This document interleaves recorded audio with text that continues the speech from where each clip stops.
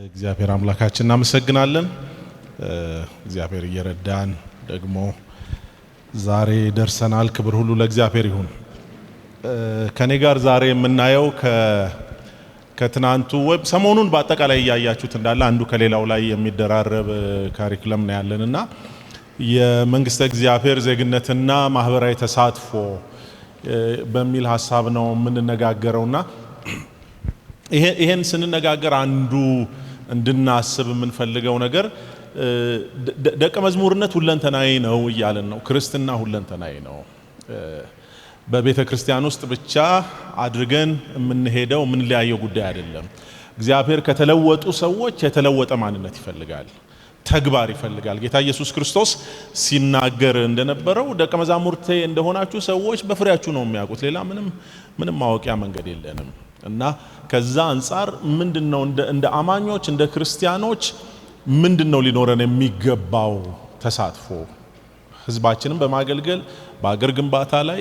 አሁን ይሄን ስንል ብዙ ጊዜ በጣም የፖለቲካ ቃላት ብቻ ሆነዋል። ግን እንደ ክርስቲያን እኛ ድርሻ አለን ወይ? ምክንያቱም እግዚአብሔር እናንተ የዓለም ምንድናችሁ አለ? የዓለም ብርሃን የምድር ጨው ናችሁ። ስለዚህ እነዛ ሁለቱንም ስታዩቸው ትንንሽ ነገሮች ናቸው። ለምሳሌ ይሄን ቤት ስናይ ከቤቱ ትልቅነት አንፃር የተቀመጡትን አምፖሎች ብናይ በጣም ጥቂት ናቸው፣ ግን ቤቱ እንዲበራ አድርገዋል። ልክ እንደዚሁ ክርስቲያኖች ጥቂቶች ልንሆን እንችላለን፣ ማጆሪቲ ላንሆን እንችላለን፣ ግን ወደ ዓለም ስንሄድ የጌታ ኢየሱስ ክርስቶስን ብርሃን ይዘን ነው የምንሄደው እና በዛ መንፈስ ነው የምንነጋገረው። አጭር ጸሎት አድርገን እንጀምር። ጻድቅ አምላካችን ቅዱስ እግዚአብሔር ሆይ ደግመን እናመሰግንሃለን። ጌታ ሆይ በዚህ ዘመን በቤተ ክርስቲያን ውስጥ ልትሰራ ያሰብከውን ሐሳብህን እንድንሰማ፣ እንድንካፈል፣ እንድንመካከር ጌታ ሆይ ቤተ ክርስቲያን እንደገና በበለጠ አቅም በበለጠ ጉልበት ወደ ህዝብ ሄዳ ወንጌልን ላልሰሙ ሰዎች በንግግርም በተግባርም መግለጥ እንድትችል ልታነቃት ስለመጣህ ክብር ላንተ ይሁን። ጌታ ሆይ ዛሬ ጧትም ሐሳብህን ልንካፈል በዚህ አለን። የዚህ ቃል ባለቤት አንተ ነህ። የዚህ ሐሳብ ባለቤት አንተ ነህ። እኛ ተረኛ አስተላላፊዎች ብቻ ነን። ጌታ ሆይ ህዝብህን አንተ ተናገር። በእነዚህ ስልጠናዎች ውስጥ ጌታ ሆይ ለነዚህ መሪዎች አንተ ራእይን ስጣቸው። ምናልባት አንዳንዶቹ በልባቸው ይህ ሐሳብ ገዝፎ ያለ እኔ ብቻዬን ይሆን ሲሉ ለነበሩ ደግሞ አንተ አረጋግጥላቸው። ሁሉን በሁሉ የምታደርግ ደግሞ ሁሉም ለአንተ ክብር የሆነ እግዚአብሔር አምላካችን ሆይ ዛሬ ሳትናገረን ሳትነካን እንዳንወጣ ደግሞ ወደኛ ስትመጣ ክብር ሁሉ ለአንተ ይሁን በጌታ በኢየሱስ ክርስቶስ ስም አሜን። እንግዲህ ከኔ ጋር ስፔሲፊክ ሆነን የምናየው በስነ መለኮቱ ዓለም የተለመደ ነገር አለ። የሁለት ዓለም ዜጎች ነን፣ የሁለት መንግስታት ዜጎች ነን እንላለን እና the citizenship of two kingdoms ይላሉ። ምናልባት ስነ መለኮት የተማራችሁ በርካታ ሰዎች እዚህ እንዳላችሁ አውቃለሁና እዛ ስነ መለኮት ላይ ታውቃላችሁ። አንድም የዚህ ምድር ዜጎች ነን። መጽሐፍ ቅዱስ ይሄን በግልጽ ይነግረናል። ማለት በመወለድም ወይም ደግሞ በምርጫ ዜጋ እንሆናለን። ከሁለት በአንዱ ዜግነት ይገኛል።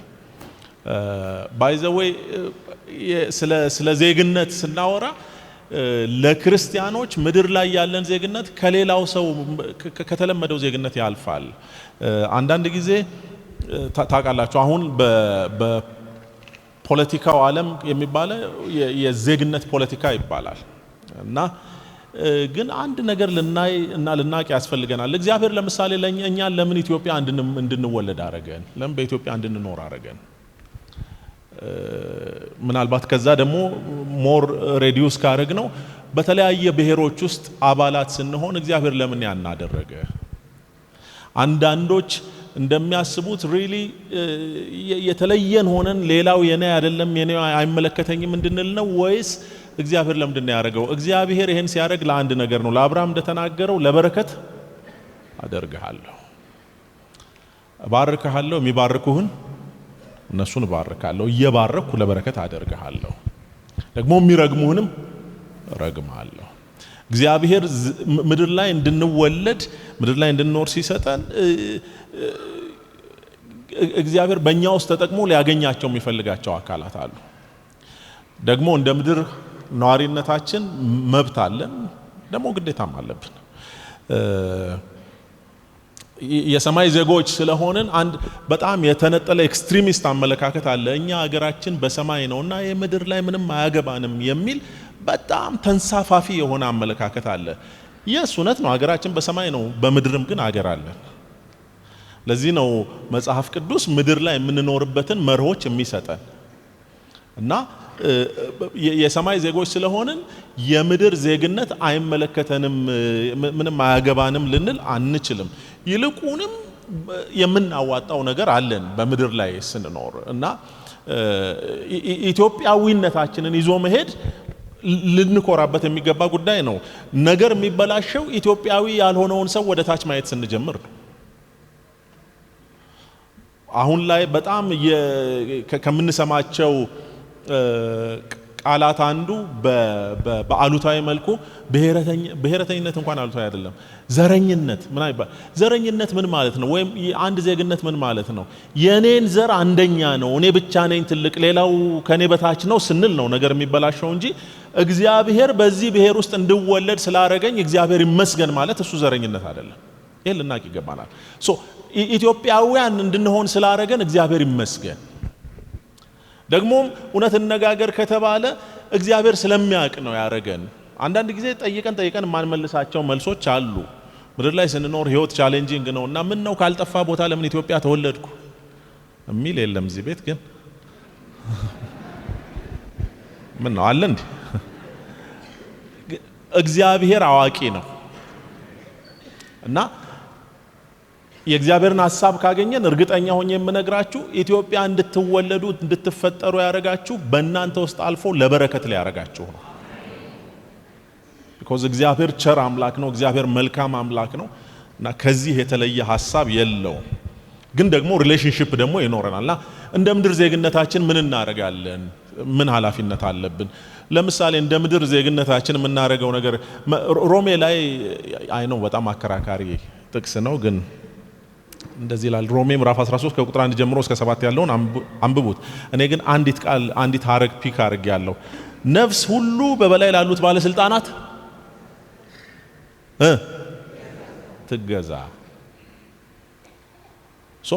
መጽሐፍ ቅዱስ የምድርን ስትራክቸር ሪኮግናይዝ ያደርጋል ማለት ነው። ምድር ላይ ላለው መዋቅር እውቅና ይሰጣል ማለት ነው። ሌላ ቦታ ላይ ጌታ ኢየሱስ ክርስቶስ ራሱ ሲናገር እንደውም ኢየሱስ ክርስቶስን ሊጠልፉት ነበር አንድ ጥያቄ ያመጡት ፈሪሳውያን። ትዝ ይላችኋል። እኛ እኮ እናውቃለን አንተ እውነት ተናጋሪ ነህና ለቄሳር ግብር እንክፈል ወይስ አንክፈል አሉ። ታውቃላችሁ ይሄን ጥያቄ ሲጠይቁ በጣም ነገረኛ ጥያቄ ነው። ኢየሱስ ክርስቶስ በጊዜው በጣም ሰሞነኛ አስተማሪ የሆነ ስለነበርና ህዝቡ እየሰማው ስለነበረ እነሱ ደግሞ በገዛ ሀገራቸው ሮማውያን ቅኝ ግዛት ውስጥ ስለነበሩ አሁን ኢየሱስ መውጫ የለውም በእነሱ ቤት። ለቄሳር ግብር አትክፈሉ ቢል ሄደው ለሮም መንግስት ሊነግሩ ይሄ ሰውዬ እኮ ህዝብ እያሳመጸባችሁ ነው ሊሏቸው ነው። አይ ክፈሉ እንዴ ለቄሳርማ መክፈል አለባችሁ ቢላቸው ደግሞ ይሄው እሱ እኮ ከነሱ ከሮማውያን ጋር ሆኖ እኛን የሚያስወጋን በጀርባ እሱ ነው ሊሉ ነው። ስለዚህ ኢየሱስ ማምለጫ የለውም። እነሱ ያላሰቡትን ነገር አደረገ ጌታ ኢየሱስ ክርስቶስ። እስቲ ገንዘቡን ስጡኝ አላቸው። እና ታውቃላችሁ የድሮ ገንዘብ የንጉሱ ስዕል አለው እና የማን ነው ስዕሉ? የቄሳር ነው። እሱማ በቃ የቄሳርንም ለቄሳር ስጡት፣ ስዕሉ የሌለውን የእግዚአብሔርንም ደግሞ ለእግዚአብሔር ስጡ። ምን እያለን ያለው? የቄሳርም ሪስፖንሲቢሊቲ ኃላፊነት አለባችሁ፣ ለቄሳርም ተገዥነት አለባችሁ፣ ደግሞ ለእግዚአብሔርም ተገዥነት አለባችሁ። ምድር ላይ ላለ መንግስት ተገዥነት አለብን፣ ደግሞ ለሰማዩ መንግስትም ተገዥነት አለብን። እስከምን ድረስ ነው በኋላ እመጣበታለሁ። ግን መጽሐፍ ቅዱስ እኛን ተገዙ ብቻ ሳይሆን ደግሞ መንግስትስ ምንድነው የሚለውን ዲፋይን ያደርጋል።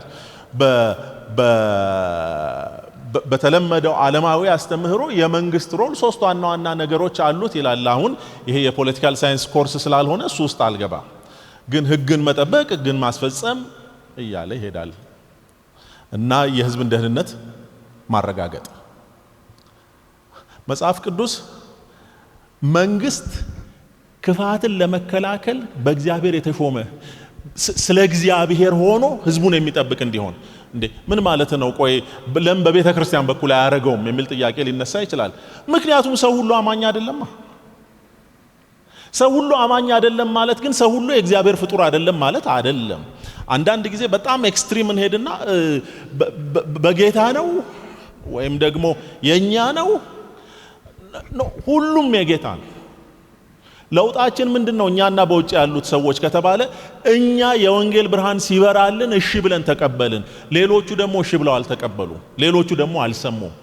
ስላልሰሙ ግን የእግዚአብሔር አይደሉም ማለት አይደለም። እነሱንም የፈጠራቸው እግዚአብሔር ነው። ስለዚህ እግዚአብሔር ስለነሱ ግድ ይለዋል። መጽሐፍ ቅዱስ ሲናገር ከዚህ የተነሳ አንተ በኃጥአንም በጻድቃንም ላይ ፀሐይን ታወጣለህ ዝናብንም ታዘንባለህ ብሎ ይናገራል። ስለዚህ ምንድነው የሚለው? መንግስትን ያስቀምጥና የእግዚአብሔርን ሐሳብ እንዲያገለግል ይፈልግበታል። ስለዚህ መንግስት ምንም አያገባውም። መንግስት ዓለማዊ ነው። መንግስት እዛ ጥግ ያለ ነው። ክርስቲያናዊ ይሄኛው ነው ማለት አንችልም። ማርቲን ሉተር የተናገረው ንግግር እዚህ ላይ ኮት ያረኩታል። ዓለም ሁሉ እውነተኛ ክርስቲያን ቢሆን ኖሮ ምድራዊ ሕግና ሰይፍ አያስፈልግም ነበር። ነገር ግን ዓለም በኃጢአት ስለተሞላች እግዚአብሔር ስርዓትን ለመጠበቅ ምድራዊውን መንግስት ሰጥቶናል። ቀጥታ ከሉተር ወርክስ ከሚባል ነው ኮት ያረኩት እና እግዚአብሔር በመንግስት ውስጥ ይሰራል። እግዚአብሔር የሚደርስልን በቤተ ክርስቲያን ውስጥና በክርስቲያኖች በኩል ብቻ በሚመጣው ነገር አይደለም ልላችሁ ነው። በደጅም ይሰራል እግዚአብሔር። ለምን ከተባለ ምድርና ሞላዋ ማን ናት? እግዚአብሔር ናት። ዓለምም በውስጧ የሚኖሩ ሁሉ። ስለዚህ እግዚአብሔር በቀበሌ በኩል ይሰራል። እግዚአብሔር በክፍለ ከተማ ይሰራል። አዎ ይሰራል። እግዚአብሔር በማዘጋጃ ቤት በኩል ይሰራል። እግዚአብሔር በቤተ መንግስት ይሰራል። አዎ ይሰራል። እግዚአብሔር ህዝብን ለማስተዳደር የሾማቸው ናቸው። ኢኳሊ ግን እኛ በምን እንለያለን? ሁለተኛ ዜግነት የምንለይቱ ጋር ነው ያለው። እንግዲህ እንዳልኳችሁ ይሄን ለማድረግ ምን እናደርጋለን ሲባል ለምሳሌ ግብር እንከፍላለን፣ በማህበራዊ ጉዳዮች እንሳተፋለን። ኢቭን እግዚአብሔር አንዳንዶችን ለወንጌል አገልግሎት እንደሚጠራ ሌሎችን ደግሞ ለህዝብ አስተዳደር ይጠራልና በፖለቲካ ኢንቮልቭ ለማድረግ የጠራቸው ሰዎች ይኖራሉ። እና ክርስቲያኖች ፖለቲካ ውስጥ ኢንቮልቭ ቢያደርጉ ልክ ነው ወይ? አዎ ትክክለኛ ቦታቸው ከሆነ አዎ። ሁላችን ያለ ቦታችን ሄደን ስናንቦጫርቅ ነው ስህተት የሚሆነው። አንዳንዶቻችን ምናልባት ብዙዎቻችን እዚህ ያለ ነው ወንጌልን ለመስበክ ነው የተጠራ ነው። የኔ ቦታ ይሄ ነው እና የፖለቲካው ዘርፍ ላይ ላልገኝ ይችላለሁ፣ ምክንያቱም በዚህም የሚሰራው እግዚአብሔር ስለሆነ። በሌሎቹ ደግሞ በዛ በኩል እግዚአብሔር ይሰራል። ስለዚህ እነሱን ህግን በመጠበቅ እና የሚጠበቅብንን የዜግነት ድርሻና ኃላፊነት በመወጣት እናገለግላለን። ግን ደግሞ ሌላ ዜግነት አለን። እኛ የታደልን በጌታ ኢየሱስ ክርስቶስ ያላመኑ ሰዎች የሌላቸው ሁለተኛ ማንነት አለን። እዚህ ጋር ነው ለውጣችን። ምንድነው ያለን? እኛ በክርስቶስ ኢየሱስ በማመናችን የሰማይ ሀገር ዜግነት አለን። ለዚህ ነው መጽሐፍ ቅዱስ በፊልጵስዩስ ምዕራፍ 3 ቁጥር 20 በጣም የተለመደ ጥቅስ አለ። እኛስ ሀገራችን የት ነው? በሰማይ ነው። ከዚያም የሚመጣ ጌታን ኢየሱስ ክርስቶስን እንጠባበቃለን። ለምን?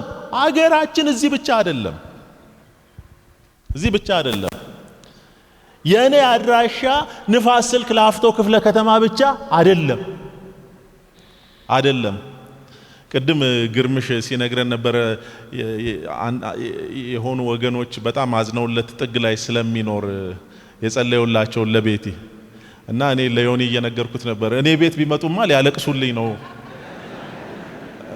እኔ ከቢሾፍቱ ነው የምመጣውና እየየ ነበር የሚሉልኝ ሩቅ ነው ብለው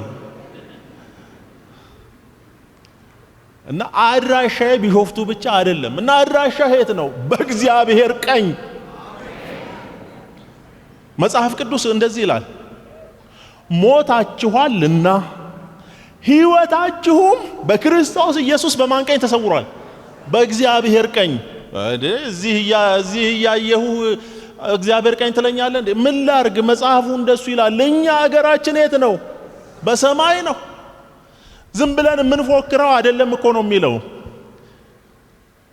ልክ እዚህ ያሉ መሪዎቻችን ሲሄዱ ለምሳሌ በብዙ ክብር ነው የሚሸኙት። ምክንያቱም የኢትዮጵያ መሪ አንድ ሰው እኮ ነው አይደል? ክቡር ጠቅላይ ሚኒስትር ዶክተር አብይ ናቸው። ግን አንድ ሰው ደግሞ እኮ አይደሉም። 130 ሚሊዮን ነው የሚወክሉት። የኛ አምላክ ደግሞ ከዛ የሚመጣ እንጠባበቃለን። ሰው ሁሉ እያየው ይመጣል ይሄ ኢየሱስ ክርስቶስ እና የቤተ ክርስቲያን ተስፋ የሚባለው እሱ ነው። የሚመጣ ንጉስ አለን እና እሱ ሲመጣ ያገኘውን አግበስብሶ አይሄድም። እሱ ጋር የተመዘገቡ አሉ። ጌታ ኢየሱስ ክርስቶስ በዮሐንስ ወንጌል ምዕራፍ 14 ላይ እንደዚህ ብሎ ተናገረ። ምን አለ? በአባቴ ዘንድ የት ነው አባቱ ዘንድ? የኛ አገራችን በሰማይ ነው ብሏል አይደል? እና እዛ ሄደን የኮንዶሚኒየም ዕጣ እናውጣ። ለምን? መኖሪያ አለ። ከዛ ደግሞ እኛ ባለንበት እንድትኖሩ ልወስዳችሁ እመጣለሁ። ወላጅ እንደሌላቸው ልጆች የት ነው የምትወስደን? ወደ አገር። ይሄን ስናስብ በጣም ምድር ማለት እናቆማለን። አንድም ክርስትናችንን ምድር ላይ ከመንፈራፈር የሚያድነው ይሄ እውነት ነው። በጣም መሬት ላይ ጎተት ነው እና ልካችን የሚታወቀው ምድር ላይ ባከማቸነው ጉዳይ አይደለም። እቺኛዋ ቴምፖራሪ ነች። መጽሐፍ ወስኖ ሰጥቷታል። 70 ግፋቢል 80 ወይም ከሄደ 100 እኔ እዚህ ሀገር ባይዜ በጣም የሚያስቁ ነገሮች እኮ አሉ ታውቃላችሁ። ውድድር ከጥቂት ወራት በፊት አንድ ሰማሁ። የሆኑ ሰው ያላቃቸው ሶሻል ሚዲያ ላይ ነው እና በ132 ዓመታቸው እድሜ ጠግበው ሞቱ የሚል እና ከኢትዮጵያ የቆየ ሰው ምናምን ተባለ። አሁን ቢፎር 2 ዊክስ ምናምን ደግሞ በ202 ዓመታቸው የሚል ደግሞ አንብቤያለሁ። ፉክክር አንደኛ ነን። እድሜውን ይስጠን እንጂ በ302ም ይገኛል። 300ም ቢሆን ቴምፖራሪ ነው። የዘላለሙ ይሄ አይደለም። እሱ ሲገባን ለምድር መስራት እናቆምና ምድርን ለሰማይ መዘጋጃ እናረጋታለን። ምድር እንደሱ ነች፣ እንደ ድልድይ ነች እና ይሄ ሲገባን በምድር ህግ ብቻ አይደለም፣ በምድር ውጤት ብቻም አንኖርም። የምንሰራው በሙሉ ለምድር እንዲሆን አናረግ። ባይ ዘ ዌይ አገልግሎ አሪፍ ቤት ስለመኖር፣ አገልግሎ አሪፍ መኪና ስለመንዳት፣ ውጭ ሀገር ስለመሄድ የሚያስብ ሰው እንደሱ ምስኪን ሰው የለም። ከምሬ ነው የምላችሁ። መጥፎ ስለሆነ አይደለም። ማንም አሪፍ ቤት የማይወድ የለም፣ ማንም አሪፍ መኪና የማይወድ የለም። ግን እሱ ከዚህ ጋር አይገናኝም። በቃ እነዚህ ከሰጠን ቸር ስለሆነ ነው፣ ካልሰጠንም ቸር ስለሆነ ነው። አንዳንዶቻችን መኪና ያልተሰጠን ስንነዳ እንዳንጋጭበት ብሎ ነው። ከምሬ ነው። አንዳንዶቻችን ቤት ያልተሰጠን ቤት ቢሰጠን ጸሎት ስለምናቆም ነው። ጸሎት ከምታቆም ድምጽ ከሚጠፋብኝ በቤትም ምክንያት ቢሆን ጸልይልኝ ብሎ አንዳንዱን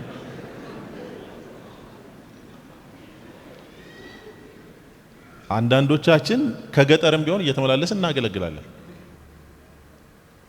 የእውነተኛ ጉዳይ ግን እዚህ ምድር ላይ ተጀምሮ ምድር ላይ ለሚያልቅ ነገር እንዳንሰራ ያደርገናል። ህይወት እንደሱ አይደለም። እኛ በመናቀው ልክ ምድር ላይ ይጀመራል። ባይዘው ህይወታችን ምድር ላይም አይደለም የተጀመረው። ለዚህ ነው በእናቴ ማህፀን ሳልፈጠር ታውቀኛለህ። የት? ድሮም እሱ ጋር ነበር።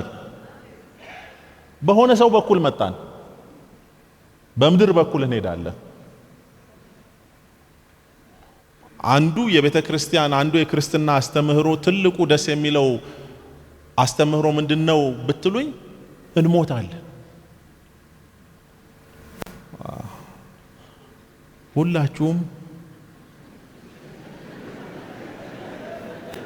ሁላችንም ጌታ ቸር ነው፣ እንሞታለን። ለምን? ከዚህ የተሻለ ህይወት አለ። አለ። በሆነ ሲዝን ላይ ጌታ ይመጣል። የሆነ አንድ የማይሞት ጄኔሬሽን አለ። እኛ እንሁን ሌላ ይሁን አላውቅም፣ ግን ኖርማሉ ግን ያው በሳጥኗ በኩል ነው የምታልፈው። ደግሞ እሱን ማወቅና መዘጋጀትም ጥሩ ነው የምልህ በእውነት እና ስለዚህ በክርስቶስ ኢየሱስ ስናምን ይሄን ይነግረናል። ግን ኦኬ እስከምን ድረስ ነው? በአንድ መልኩ የምድርን ሕግ ታዘዙ ትለናለ፣ በሌላ የሰማይነን ትለናለ እና ሁለቱ ግን የሚጣረስበት ጊዜ አለ እና እንዴት ነው የምንኖረው? ለማንኛውም ምድራዊ ስልጣን የምንገዛው እና ለምድራዊ ሕግ የምንገዛው ከሰማያዊ ሕግ እስካልተጣረሰ ድረስ ነው። ይሄ ፕሪኮዥን ነው። ይሄ የማንነትም ጉዳይ ነው።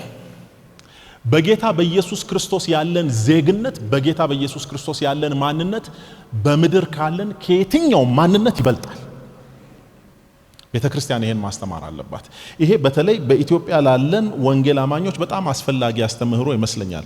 ምክንያቱም ካሉ ከተዘበራረቁ ብዙ መረጃዎች የተነሳ አንዳንዱ ሳያውቅ አንዳንዱ ገብቶት ሆን ብሎ አይ እኔ መጀመሪያ ይሄ ነው ማንነቴ፣ አሁን ብሔር ብጠራ ስለምትሰቃዩብኝ አላረግም፣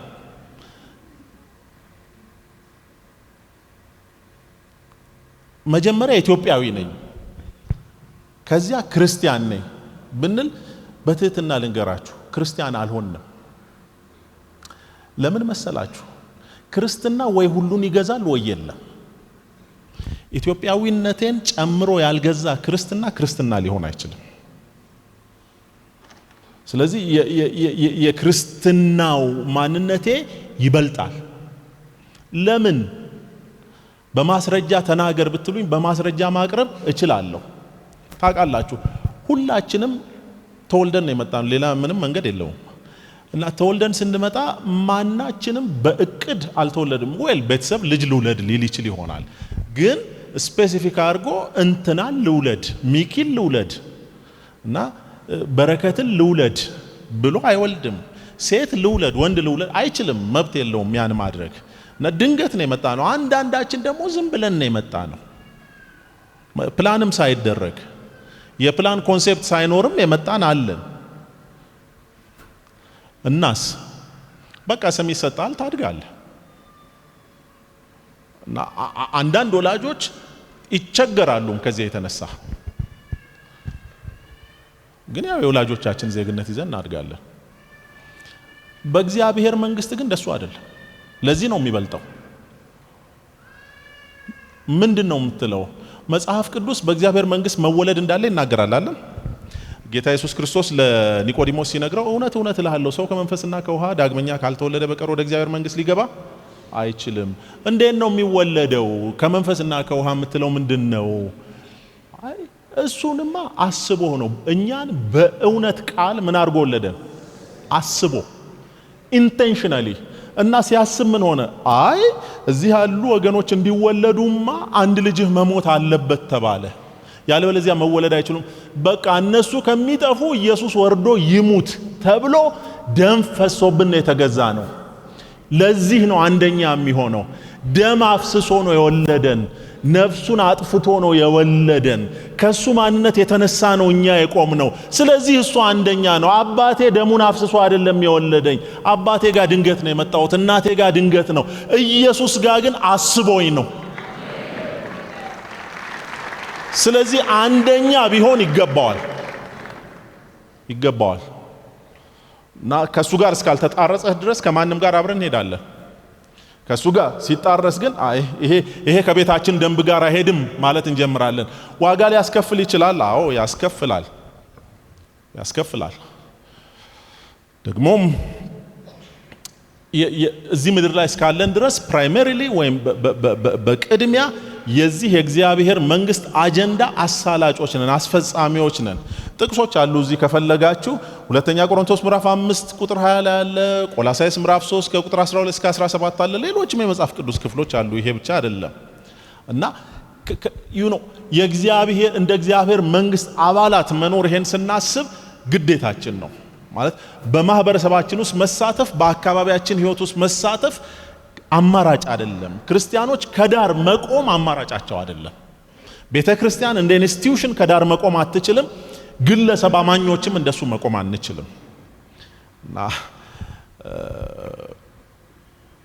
ሐዋርያው ጳውሎስ በሁለተኛ ቆሮንቶስ ምዕራፍ 5 ቁጥር 14 ላይ እንደዚህ አለ፣ ይህን ስለቆረጥን የክርስቶስ ፍቅር ግድ ይለናል። አንዱ ስለ ሁሉ ሞተ፣ እንግዲያስ ሁሉ ሞቱ። በሕይወትም ያሉት ሁሉ ስለ እነርሱ ለሞተውና ለተነሳው እንጂ ወደፊት ለራሳቸው እንዳይኖር ስለ ሁሉ ምን አለ? ሞተ። በሕይወት ያሉት ለማን እንዲኖሩ? ለሱ። የት? እዚህ ምድር ላይ። ስለዚህ ከህዝብ ጋር የሚኖረን መስተጋብር ከመንግስት ጋር ከቤተ ክርስቲያንም ጋር ጭምር ክርስቶስ ኢየሱስ ማዕከል የሆነበት ነው። ሌላ ቦታ ላይ ሁሉ ለእርሱ ደግሞ በእርሱ እና ከእርሱ ሆነ፣ ለእርሱ ለዘላለም ክብር ይሁን። የምናደርገው ነገር ሁሉ ከእግዚአብሔር ጋር ይያያዛል እና ቤተ ክርስቲያን ወይም አማኞች ይሄ ያስፈልገናል። ዮሐንስ ትዝ ይላችኋል፣ ነብይ ነው። ዮሐንስ የፖለቲከኛ አልነበረም እንደምታስታውሱት። ግን ማህበራዊ ፍትህ ሲጎድል ቀና ይል ነበር፣ ቻሌንጅ ያደርጋል። ዮሐንስ በማህበረሰብ መካከል የኢኮኖሚ መበላለጥ በጣም ሲገዝፍ ቻሌንጅ ያደርግ ነበር።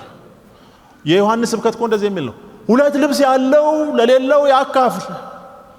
አሁን ቸርች ከፍቼ እንደዚህ ብል ሰው አይመጣም። ራስህ አካፍል ከፈለክ ብሎኝ ይቀራል። ይሄ ዮሐንስ ስብከት ግን እንደሱ ነው። ምግብም ያለው እንደዚሁ ያድርግ። ይሄ እኮ ከመጽሐፍ ቅዱስ ነው የጠቀስኩት፣ አሳምሬ አልጻፍኩትም።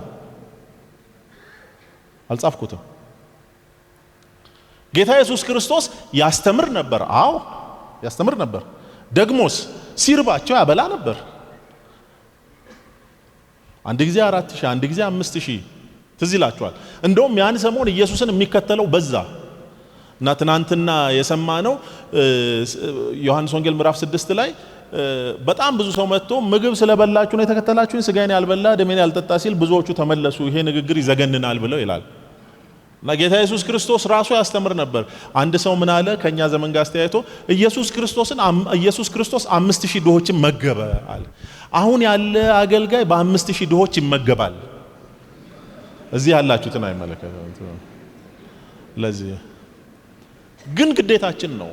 ይሄ መጽሐፍ ቅዱሳዊ አስተምህሮ ነው።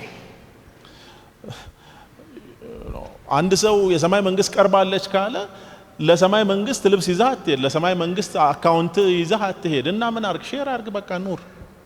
ይሄ በግል ልናደርገው የምንችለው ጉዳይ ነው። ዮሐንስ ይሄ ብቻ አይደለም፣ ትዝ ይላችኋል። ፍትህ ሲጎድል ይናገራል። ከሚገባችሁ በላይ አትውሰዱ። ትዝ ይላችኋል። ሄሮድስ ወንድሙን ገሎ ሚስቱን ያገባ ጊዜ ዮሐንስ ቆሞ ፊት ለፊት ተጋፈጠው። ነፍሱን ኮስት አድርጎታል። ይሄ ግን ምን አለ? የወንድምህ ደም አንተ ላይ አለ። የሁላችሁ ፍትህ ሲጎድል ቤተ ክርስቲያን እንደ ቤተ ክርስቲያን ማህበራዊ ሚዲያ ላይ ብቻ አይደለም የምትጮኸው፣ ጸሎትም ብቻ አይደለም። በንጽህና የምትኖር ቤተ ክርስቲያን ቀና ብላ መናገር ብትጀምር ታስፈራለች። አንዱ ጉዳይ ይሄ ነው፣ የራሳችንን ህይወት በንጽህና መምራት። በጣም ተቀላቅለናል። ቅድም ዶክተር ግርምሽ ሲነግረን ነበር እንዴት እንዳዘነ። እዚህ ያለነው 80% አማኞች ነን። አማኝ የሆነ ፍትህ ከጎደለ አማኝ አይደለህም ወንድም አለም። አማኞች ባሉበትማ ፍትህ ይመጣል። አማኞች ባሉበት ህግ ይፈጸማል። እና ቤተ ክርስቲያን እሱ ሲጎድል by the way የቤተ ክርስቲያን the prophetic voice of the church last yearም ተናግሬ ያለውችን ነገር የቤተ ክርስቲያን ትንቢታዊ ድምጽ የሚባል አለ። ትንቢት ስልክ ቁጥር መጥራት አይደለም፣ እንዳትሸወዱ። እግዚአብሔር አንዳንዱ ሰው ሊጠራ ይችላል። እኔ ስለሱ ዛሬም ደግሜ አስታውሳቸዋለሁ። ያኔ ይሄን አልተናገርኩም። በአደባባይ ስምህ በአደባባይ ስልክ ቁጥር ከተጠራ ግን መዝለልና መጮ ሳይሆን ያለብህ ጾም ጸሎት መግባት ነው። በጣም ፈዛሃል ማለት ነው። it's serious። ጌታ ሲናገር አልሰማ ብለን ገለታም ትባላለህ። ከቢሾፍቱ ነው የምትመጣው፣ ስልክ ቁጥር ከተባለ በጣም ገሌ ተኝቷል። እግዚአብሔር እሱን አያረግም እያልኩ አይደለም። ስለሚወደን ይጠራል። ትክክለኛ አይተናል ጌታ እሱን ሲያረግ። ቤተ ክርስቲያን ግን የማይናወጥ ሁል ጊዜ ማንስታ ልትገልጠው የምትችል ትንቢታዊ ድምጽ አላት። ይሄ ቃል ሲነካ ቤተ ክርስቲያን ይሄን ገልጣ ትጮሃለች። This is a prophetic voice of the church. ዮሐንስ በዘመኑ he was a prophetic voice. ንጉሱ ወንድሙን ገሎ ሚስቱን ሲሆን ኖ የወንድም ሚስት ላንተ አትገባም፣ አትችልም ይሄን ማድረግ ነው፣ አንተ እኮ ይሄን መናገር አትችልም እገልሃለሁ አለ። እኔን ልገለኝ ትችል ይሆናል፣ ይሄ ቃል ግን ለዘላለም ይሰበካል። ያ ዮሐንስን ገደለው። ይሄው 2000 ዓመት አልፎት እኛ እንሰብከዋለን። ጌታ እስኪመለስ ድረስም ይሰበካል። ምክንያቱም የዮሐንስ መንግስት ከላይ ነበረች። ቤተ ክርስቲያን በእጇ ላይ ያለው መንግስት እሱ ነው እና በዛ ኢንቮልቭ ልናደርግ እንችላለን። ምን ማድረግ እንችላለን? ለምሳሌ አንዱ በጎ ተጽዕኖ የጽድቅ ተጽዕኖ መፍጠር ትችላለች ቤተ ክርስቲያን። እንዴት ኢንቮልቭ ታድርግ? የሞራል ኮምፓስ የሚሉት ማለት ነው። የስነ ምግባርና የጽድቅ ተጽዕኖ ቅድም ያነሳውላችሁ በማቴዎስ ወንጌል ምዕራፍ 5 ያለው አማኞች አንዱ የተገለጡበት ነገር ጨውና ብርሃን ነው። እና ምን ማለት ነው?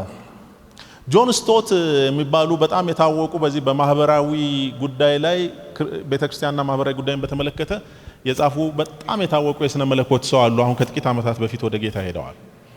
እና issues facing Christians today በኋላ ላይ ሪቫይዝ አድርገውት new issues facing Christians today ብለው ጽፈዋል። በዚህ መጽሐፋቸው በማህበራዊና በፖለቲካዊ ጉዳዮች ውስጥ መሳተፍ አማራጭ አይደለም ብለዋል። አማራጭ አይደለም፣ ይልቁንም የወንጌል አካል ነው። ወንጌላዊ ክርስትናና ማህበራዊ ተሳትፎ የማይነጣጠሉ የወንጌል ሁለት ገጽታዎች ናቸው። ጌታ ኢየሱስ ክርስቶስ ያለውን ለኛ በሚገባን ቋንቋ ነው የተናገሩት። አንድ ድሃ ቢመጣ ከዛ ጸልየህለት እሳት ሙቅ አይዞ በርታ ብትለው ምን ይጠቅመዋል? እሱ ርቦታል እናስ አብላው። ደግሞ ባይዘወይ ሰውን የምናበላው ጌታን እንዲቀበል አይደለም። እና ለምንድን ነው? ስለ ራበው። ጌታን መቀበል ዲዘርት አይደለም። አንዳንድ ጊዜ የኛም ኢቭን የሚሲዮሎጂካል አፕሮቻችን አንዳንዴ ልክ አይመጣም። ሰው ከራበው አብላው በቃ። እና ስላበላኸው ያንተን ወንጌል የመስማት ግዴታ የለበትም። ህይወትህን ሲያይ ግን ይኮነናል። ህይወት ድምጽ አለው። ወንጌል አትናገሩ አይደለም እያልኩ ያለሁት፣ ሮንግሊ ኮት እንዳታረጉኝ፣ እሱን አይደለም። ግን በቃ የእግዚአብሔር ፍጡር ስለሆነ የወንጌል አንደኛው ገጽታው ስለሆነ ነው።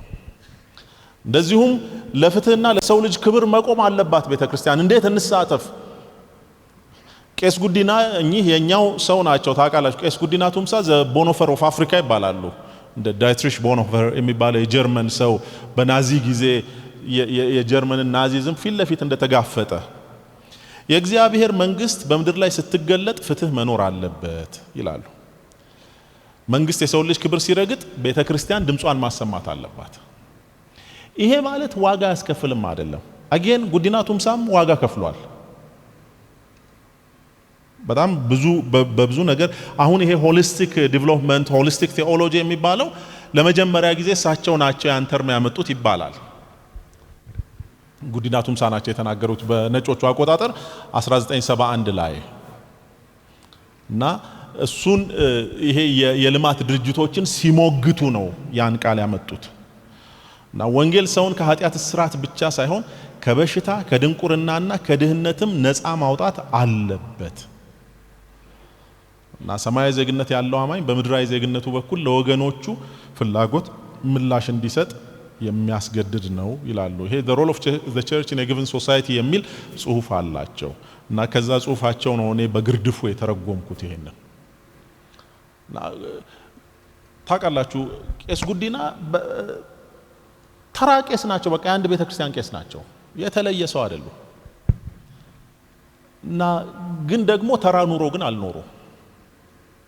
ባይዘ በጣም አንቱ ስለሚባሉ በጣም ረጅም ዓመት የቆዩ እንዳይመስሏችሁ በ50 ዓመታቸው ነው የተገደሉት። he was young ትንንሽ ልጆች ትተው ነው የሞቱት። እናስ ግን ደግሞ እንደ ተራ ሰው ሆነው አልሞቱም። ዋጋ ከፍለዋል። አዎ ከፍለዋል። ምን ዋጋ? ነፍሳቸው። እና ወንጌል ዋጋ ያስከፍላል በጣም ባይዘው ዋጋ የማያስከፍል ወንጌል ሹገር ኮትድ ነው፣ የከረሜላ ወንጌል ነው። ዛሬ ላንገደል ላንታሰር እንችላለን፣ ግን እመነኝ እውነትን ስታስተምር ቤተክርስቲያንህ እንዲህ ላይሞላ ይችላል። ከፈለገ አይሙላ። በአማርኛ ጥሩ ንግግር አለ፣ መጽሐፍ ቅዱስም ላይ ቢኖር ጥሩ ነበር። እውነትን ተናግሮ የመሸበት ማደር። በቃ የወንጌል ሰባኪዎች we should be like that። ዛሬ ስደቱ from within ነው የሚጀምረው። ታውቃላችሁ አሁን ላይ ይሄ በአሜሪካን በዌስት የተለመዱ ነበሩ እነዚህ የሜጋ ቸርች ኮንሰፕት የሚባልና አንድ ቤተክርስቲያን እድገቱ የሚታወቀው 16000 ሰው ያለው ጂምናዚየም። አሁን የዮኤል ኦስቲን የተባለው አንድ ሰው ነበርና የሱ ቤተክርስቲያን እንደዛ ነበር። ሌላ ዊሎ ክሪክ የሚባል የተወሰኑ እና ሁሌ ምንድነው አይዞ የከፍታ ዓመታችን ነው ፈገግ በል እንላለን። እዚህም ሀገር አምጥተነዋል። ብዙ ቤተክርስቲያን ስጠራ ያለውና ጥቅሶች አሉ። የዓመቱ ጥቅስ የመሻገር ዓመታችን ነው። ተሻግረን አንጨርስም እንዴ? ከምሬ እኮ ነው።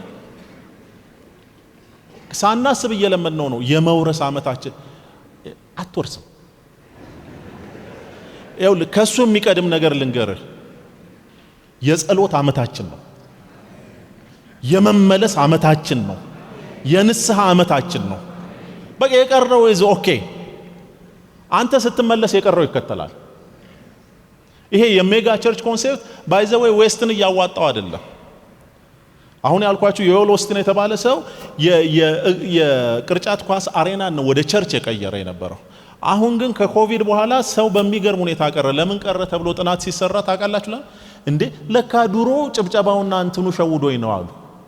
እቤት ሆኜ ብቻዬን ስሰማው ይሄ ሰውዬ እንዴት ነው እንዲያደነዘዘን? ስንት ዓመት ሙሉ አይዞ ከፍ ትላለ፣ ትመነጭቃለ፣ ትንትላለ፣ ትባረካለ። መባረክ ከፈለክ መንገድ አለ። ወጥርና ስራ አለቀ። ቤተ ክርስቲያን ቁጭ ብለን የምንባረክበት ይሄ በሰማይ የባረከን ጌታ እንጂ ምድር ላይ የምናግበሰብስበት አለ። ፕሪንሲፕል አለው። በቃ መርጠን ነው የመጣ ነው። አለም አገልጋዮች ነን። መርጠን መጣን። የለም እኔ ሌዊ ድሮም እኮ እንትን አልነበረውም፣ ርስት የለውም እና የሌዊ ልጆች ነን እንላለን። ምድር ላይ በጣም የምንበላውና የምንለብሰው ካገኘን ይበቃናል ተብሎልናል። ከሱ ውጪ ከፈለግን ደግሞ መብታችን ነው እና ምን እናርግ? ሰግጠ ስራ በጽድቅ እንጂ አይዞ እግዚአብሔር ከፍ ያደርግሃል፣ የሚራክል መኒ ይገባልሃል። መጀመሪያ ህይወታችን ላይ ሚራክሉ ይምጣ። እኛ ሰውን ነው እና እንዳልኳችሁ ነው። ጉዲና ቱምሳ ዋጋ ከፍሏል። ቦኖፈር ዋጋ ከፍሏል። በጣም ብዙ ዛሬ ላይ እኛ እዚህ ስናመልክ እኛ ሀገር ዋጋ እየከፈሉ ያሉ ሰዎች አሉ። የሌላ ሃይማኖት ማጆሪቲ የሆኑባቸው ቦታዎች ላይ አሁን በቅርብ የሰማናቸው አሉ። የኢትዮጵያ ኦርቶዶክስ አማኞች ጀስት ክርስቲያኖች ስለሆኑ እንደተገደሉ በዜናዎች የሰማናቸው። ስለዚህ እና ሁለንተናዊ ነው ጥሪያችን። ሀገራችን በሰማይ ነው ስንል ምድር አያገባንም ማለታችን አይደለም። ስለ ምድር ያገባናል። ልክ ዮሐንስ እንዳረገው፣ ጉዲና ቱምሳ እንዳረገው፣ ዳይትሪሽ ቦኖፈር እንዳረገው እኛ የምናምነው ወንጌል የሰውን ልጅ በሙሉነት የሚያገለግል ነው። ሰውን ከነፍሱ ለይቶ ስጋውን ብቻ ወይም ከስጋው ለይቶ ነፍሱን ብቻ ማገልገል አይቻልም። ስለዚህ ስጋውን የሚያገለግል የትኛውም ነገር ላይ በጽድቅ እስከሆነ ድረስ እንገባለን። ነፍሱን የሚያገለግልም ጉዳይ ላይ እንገባለን። መጽሐፋችን ይዘን ይሄን ያለው ቄስ ጉዲና ነው እና ጌታ ኢየሱስ ክርስቶስም እንደዚሁ ተናግሯል። ማን ነው መጥምቁ ዮሐንስ ሌላ በጣም ፖለቲካል የተናገረው በዘመኑ የነበሩ ሰዎች ወታደሮችና ፖለቲከኞች ሰውን ሲያንገላቱ እንደዚህ አለ በማንም ላይ ግፍ አታድርጉ በሐሰትም አትክሰሱ ደሞዛችሁ ይብቃችሁ አሁን የምንሰማው ነው ሙስና መንግስት በአደባባይ ወጥቶ ተቸግሬበታል ያለው ነገር ነው የሚያሳዝነው ሙስና መኖሩ ብቻ አይደለም ሰው ያለበት ቦታ ሁሌም ከኃጢአት ሁሉ ሙሉ ለሙሉ አይጸዳም ጌታ እስኪመጣ ድረስ እንደው የተሻለ የጸዳ ሊኖር ይችላል እንጂ የሚያሳዝነው እዛ ውስጥ የተነከርነው እኛ ስንሆን ነው እናንተ ቀጥታ ላትሆኑ ትችላላችሁ እዚህ ያላችሁት ብዙዎቻችሁ አገልጋዮች ናችሁ እናንተ ቤተክርስቲያን እናንተ አጥቢያ እናንተ ማህበረ ምእመናን አባል የሆነ ሰው የሚመራው ድርጅት ሰው የሚያስለቅስ ከሆነ ግን እናንተ ምን እየሰራችሁ ነው ምን እያደረግን ነው እኔ የማገለግልበት እኔ የምሰብክበት ቤተክርስቲያን ያሉ እግዚአብሔር ህዝብን እንዲያገለግሉ ያስቀመጣቸው ሰዎች ከአገልጋይነት ይልቅ ወደ አስለቃሽነት ሲሄዱ ዝም ብዬ ስቀመጥ ቢያንስ ተባባሪ ነኝ ቤተክርስቲያን ይሄ ቃል አላት የኔ ቃል እኮ አለ ምንም ያስፈራኝ ነገር አለ እንዴ ጉቦ ሲበላቆ እንዴ ጉቦ አትቀበል ይላል መበለቲቱን አታስለቅሳት ይላል እኮ ብሎ መስበክ እኮ ነው የተለየ ነገር እኮ አይደለም ህዝብ በአንተ ምክንያት አያልቅስ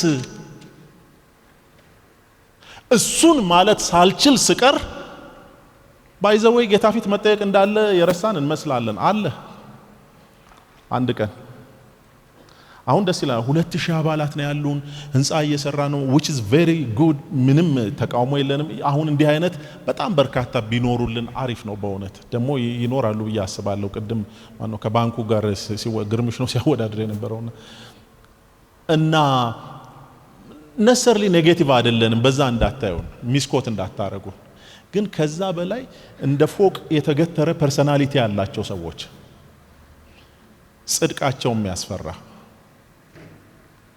እንደሱ አይነት እኛ መሃል ሊገኙ ይገባል እኛ ባለንበት ቦታ የጽድቅ መጉደል ኮመን ሲሆን ልክ አይደለም ቤተክርስቲያን እያለች ህዝብ ጧትና ማታ ሲያለቅስ ልክ አይደለም እኛ እኮ ጸሎታችን ራሱ እኮ አንዳንዱ እኮ በጣም ዲፕሎማቲክ ቋንቋ ተጠቅመን ነው የምንጸልየው ጌታ ሆይ ያዘንክብን ነገር ቢኖር አለ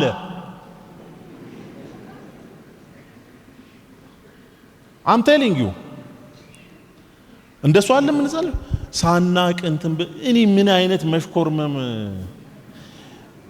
መኪና ስትነዱ እኔ አንድ በጣም ብዙ ጊዜ የሚያበሳጨኝ መኪና ነበር በፊት ይሄ ቅጥቅጥ የሚባለው ነውና ደግሞ እኩል ሰዓት ነው የምንወጣው ከኛ ሰፈር ነው የሚወጣው ካጠፋው ይቅርታ ይላል ከኋላው እና በጣም ራፍ ሹፌር ነው ሹፌሩ እንደፈለገና አንድ ቀን አስቆምኩት በክላክስ ሁሌ እኮ ነው የምታጠፋው በትህትና በጌታ ፍቅር እና እኛ እሱ ለምዶብን ቸርችም ጌታ ሆይ ካጠፋው ይቅርታ ማለት ጀምረናል የሰራዊት ጌታ እግዚአብሔር እንዲላችኋል አጥፍተናል ላለማጥፋት መነሳት አንድ ጉዳይ ነው ግን ቀብድ ከፍለን መንቀሳቀስ አደገኛ ነው መጽሐፍ ቅዱስ ላይ የቀደሙን የእግዚአብሔር አገልጋዮች እንደሱ ናቸው ባይ ዘ ዌይ በጣም የሚገርመው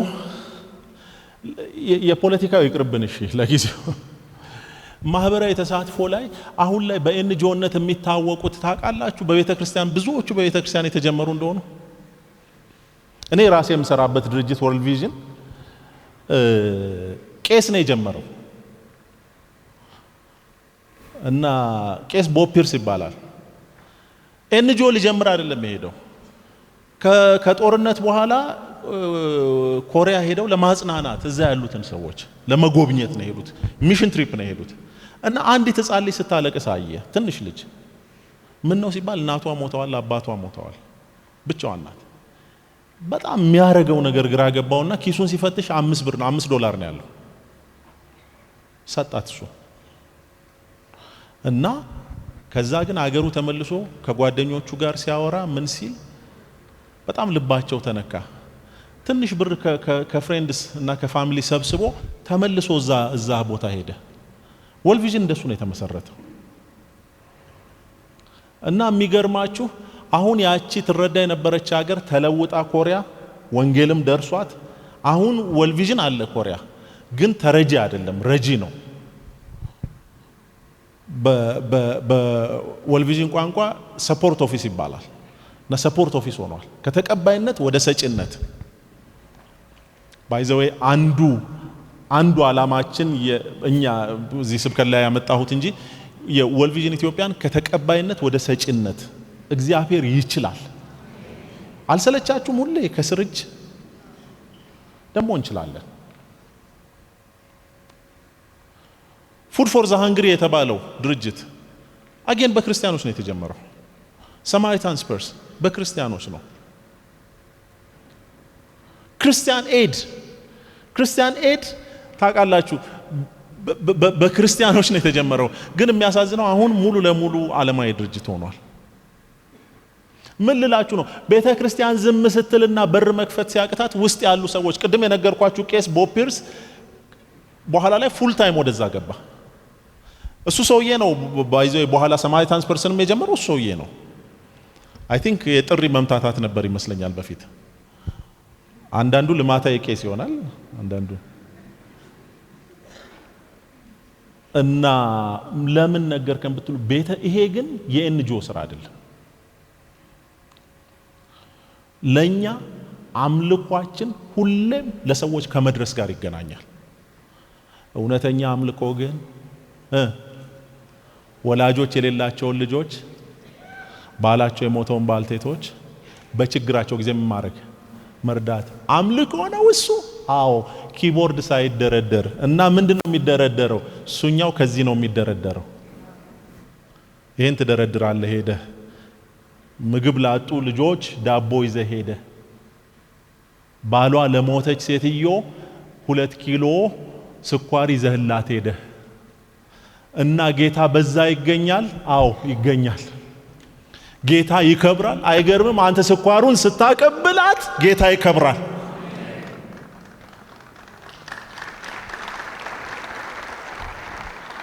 እሱን የምናደርግበት የሚያስፈልገንን ነገር ሁሉ ሰጥቶናል። እጃችን ላይ በጣም ብዙ ሪሶርሶች አሉ፣ ብዙ እድሎችም አሉ። አንዱ ጉዳይ ግን ውስጣችንንም ልናደምጥ ይገባናል። ምድር ላይ የምናደርጋቸው ጉዳዮች በሙሉ ከጌታ ጋር ይያያዛሉ።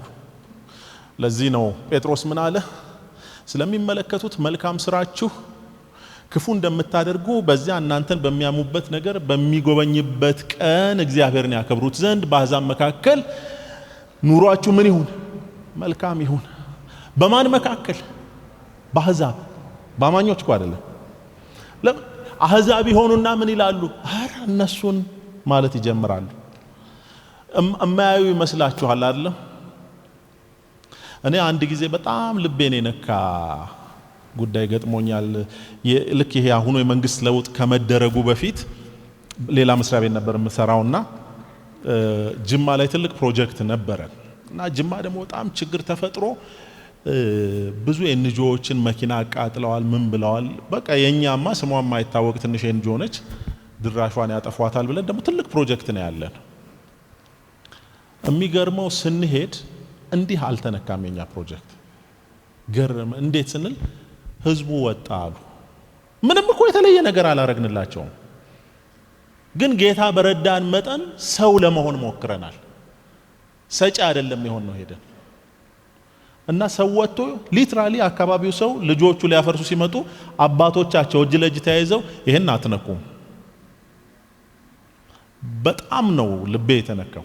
ይሄን አትነኩም፣ መጀመሪያ እኛን ገላችሁ ነው ይሄን የምትነኩት። ምን ልላችሁ ነው? ሰው ያያል። የማያኑ የሚመስሉ የማያዩ የሚመስሉ ምስኪን የሚመስሉ ስም የሌላቸው በወንድማችን በሰሌ ንግግር ድሃው ስም አለው እንዳለው ሰው ያያል። የሚያዩት ነገር በሙሉ ከጌታ ጋር ይገናኛል። ያን ቀን ግን ደረቴን ነፋውና እንዴት ነው እንዲህ ልትሆኑ የቻላችሁት ሲባል ያን ቀን ሰበኩ እና በብዛት እዛ አካባቢ ደግሞ የሌላ እምነት ተከታዮች ነበሩ። ግን ሁሉም ቁጭ ብለው ሰሙኝ። መጽሐፍ ቅዱስ እምነታችን ከስራ የተነጠለ ከሆነ የሞተ እንደሆነ ይነግረናል። ያዕቆብ እንደሱ አይደል የሚለው? ከነፍስ የተለየ ስጋ የሞተ እንደሆነ ሁሉ ደግሞ ከስራ የተለየ እምነት የሞተ ነው። ስለዚህ እዚህ አምልከን ትንብለን በቃ ኦል ሃይማኖታዊ ጉዳዮችን ፈጽመን ስራ ከሌለን የሞትን። ሌላው ምንም ማድረግ ባንችል እግዚአብሔር በሰጠን እድል ፕሮፌሽናል ኮርተሲ ሙያዊ ታማኝነት ያስፈልጋል። በቃ ብዙ እኮ አይደለም የሚጠበቅብን። ባይዘው እግዚአብሔር በሰጠን ልክ ነው የሚጠይቀን። አሁን እግዚአብሔር ስለ አዲስ አበባ ሙሉ ልማት እኔን አይጠይቀኝም። እኔ እንደምታውቁት የአዲስ አበባ ከንቲባ አይደለሁም። ማታውቁ ከሆነ የተከበሩ ወይዘሮ አዳነች እንግዲህ ይጠይቃቸዋል። and I think በጌታ ፊት የሚያቀርቡት ነገር አላቸው። እኔን የሚጠይቀኝ እዛ ወልቪዥን አካባቢ ምናምን ስለሰጠኝ በእኔ ሴክተር ስር ስላሉ ነው። እኔን የሚጠይቀኝ ዩኒቨርሲቲ ስለማስተምራቸው ተማሪዎች ይጠይቀኛል። ስለነሱ ስለ ዩኒቨርሲቲ ሙሉ ዲቨሎፕመንት አይጠይቀኝም። በእኔ ስር ስላለፉ ተማሪዎች ግን ይጠይቀኛል። ምን ልል ነው? ስለ ሀገር ልማት ላይ ጠይቅ ይችላል። አንተ ኮንግሪጌሽን ስላሉ እናንተ ቸርች አካባቢ ስላሉ ሰዎች ግን ይጠይቃቸዋል። የማይጠይቃችሁ እንዳይመስላችሁ። አንዳንዶቻችሁ ከተለያየ የሥራ ቦታ የመጣችሁ ስለተቀመጣችሁበት ወንበር ይጠይቃችኋል። የተለየ ነገር እኮ ላይሆን ይችላል። እናንተ ጋር ጉዳይ ለማስፈጸም ስለመጡ ሰዎች ይጠይቃችኋል እግዚአብሔር። ምክንያቱም ድሃው በእግዚአብሔር ፊት ስም አለው። ደግሞ የምንፈጽመውን ነገር እጃችን ላይ ሰጥቶናል። ስለዚህ የመጨረሻ ጥሪ የማደርገው ምንድነው?